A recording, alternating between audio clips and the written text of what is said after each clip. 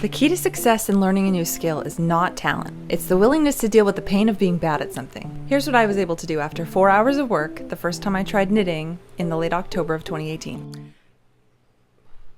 Okay, spatial visualization and physical coordination are both really weak areas for me, and knitting requires a lot of both. It took me almost an hour just to figure out how to do a slip knot to get the yarn on the needle, even after watching a bunch of tutorials. A couple of hours into the process, I said to myself, this is where someone would just give up and say, I can't do this. That's really what it seemed like. But I'm a teacher and I know how this goes. I've seen hundreds of students go through this type of process, and I know that if you stick with something past the point where you want to quit, you will prevail. It wasn't looking good though.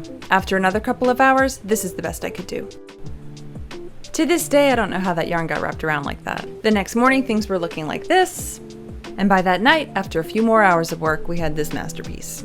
Still very rough. But because I wasn't expecting to be any good, it didn't hurt to be bad. And I could see that I was getting better, and that was very motivating. So over the next few days, I knit a lot, and here's what I came up with. Mostly a mess, bit of ribbing, a change of color. I was starting to get the hang of it. I spent many hours knitting. I took on any new challenge that I could find, and I made a lot of mistakes, and I learned a lot fixing them. A couple of weeks in, things were looking like this. By Thanksgiving, 1 month in, the experiments continued. For Christmas, I designed and knit this cotton towel, complete with monogram, for my mother-in-law. Around New Year's, I made 2 hats.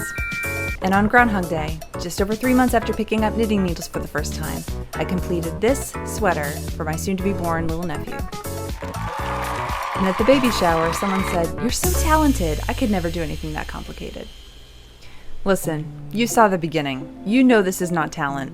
This is good old-fashioned hard work. If I have a talent, it's the ability to stick with something and maintain confidence in myself throughout the process. That's worth a lot. And that is in itself a skill that can be learned and mastered with consistent effort over time. Talent isn't the be-all end-all. It's just a little boost at the start. And if you're willing to try a thing even without that boost, you may find that you have what it takes after all. What would you do if you could push through the pain of not knowing how to do it?